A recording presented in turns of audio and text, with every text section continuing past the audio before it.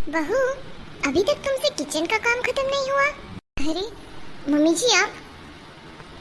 हाँ मैं। इतना टाइम हो गया और अभी तक तुम किचन में ही हो? घर में और भी बहुत काम है बहू। अरे मम्मी जी, लेकिन अभी तक तो सिर्फ 7 ही बजे हैं सुबह के, और आप तो जानती हैं कि सुबह सुबह ज्यादा काम होता है। बहू तुम तो जानती हो हमारे घर में सभी को जल्दी नाश्ता करने की आदत है। मम्मी जी नाश्ता तो बन गया है, लेकिन घर में मेरे और आपके अलावा कोई नहीं उठा है। मुझे मत सिखाओ बहू। बहू तुम्हारा तो वो हिसाब है, नाच न जाने आंगन टेढ़ा। जल्दी से किचन का काम खत्म करो और फिर बाहर हॉल की सफाई कर दो। मुझे ये समझ नहीं आती कि मम्मी को सुबह सुबह हो क्या जाता है। मम्मी को मेरे काम करने से प्रॉब्लम है या फिर एक्चुअल में मुझसे ही प्रॉब्लम है। मम्मी आपने मुझे बुलाया? हाँ बेटा बैठो, तुमसे कुछ बात करनी है। जी बोलिए मम्मी। देखो बेटा, हमारे घर में ऐसे रिवाज नहीं है कि सुबह उठते ही सीधा जाकर फ़ोन में घुस जाओ। मैंने कल शाम ही उसे अपनी माँ से बात करते हुए सुना था। वो तुम्हारी पत्नी है, तुम उसे समझा सकते हो। अगर मैं उसे कुछ डायरेक्ट बोलूँगी तो उसे बुरा लगेगा। और हाँ, उसे अच्छे से खाना बनाना सिखाओ पहले। कैसा खाना बनाती है वो?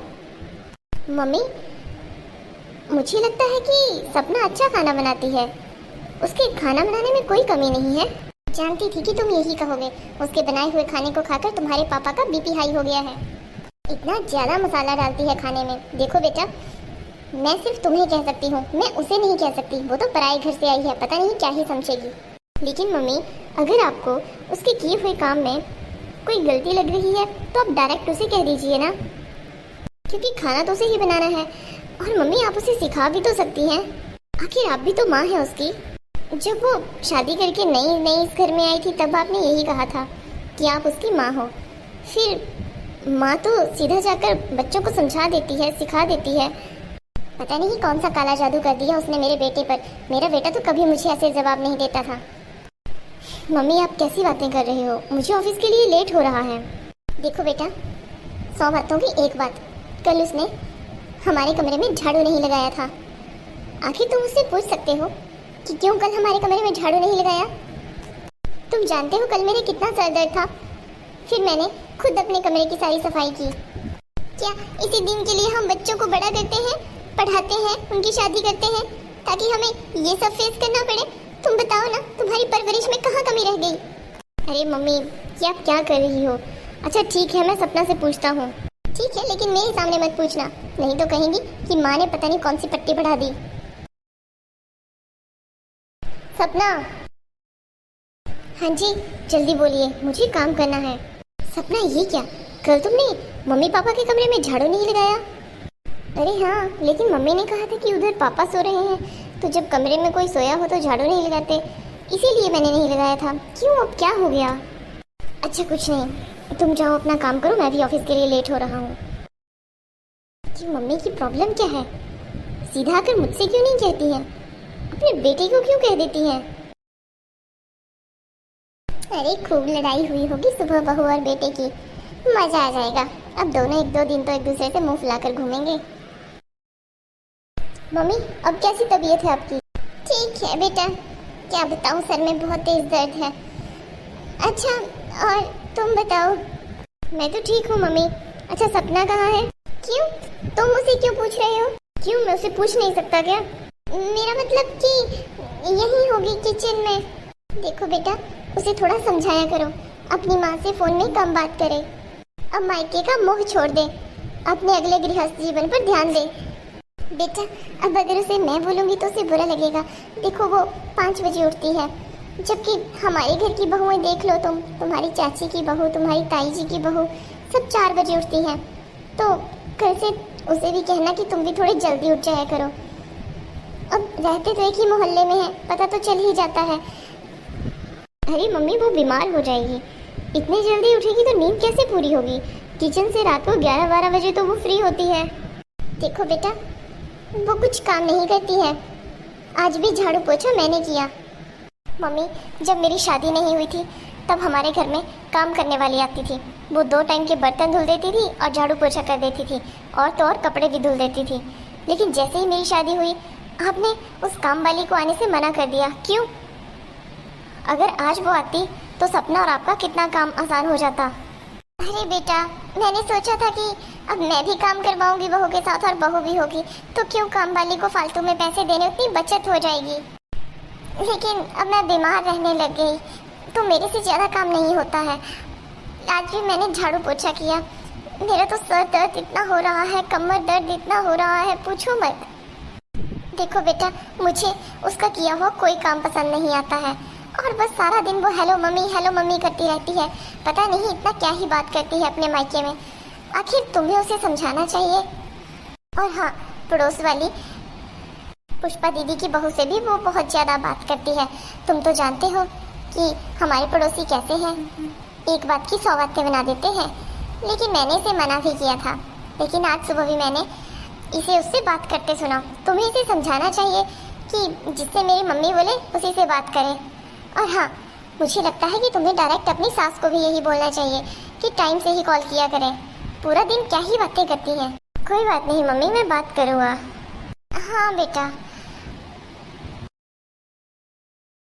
अरे आ गए आप? मुझे आवाज़ लगा देती तो मैं आपके लिए पानी लेकर आ जाती। मैं ऊपर अपने कमरे में थी, पता ही नहीं चला। ठीक है सपना, आज मम्मी ने झाड़ू पोछा लगाया तो मुझे बता दो, मैं फिर से काम वाली को काम पर बुला लेता हूँ।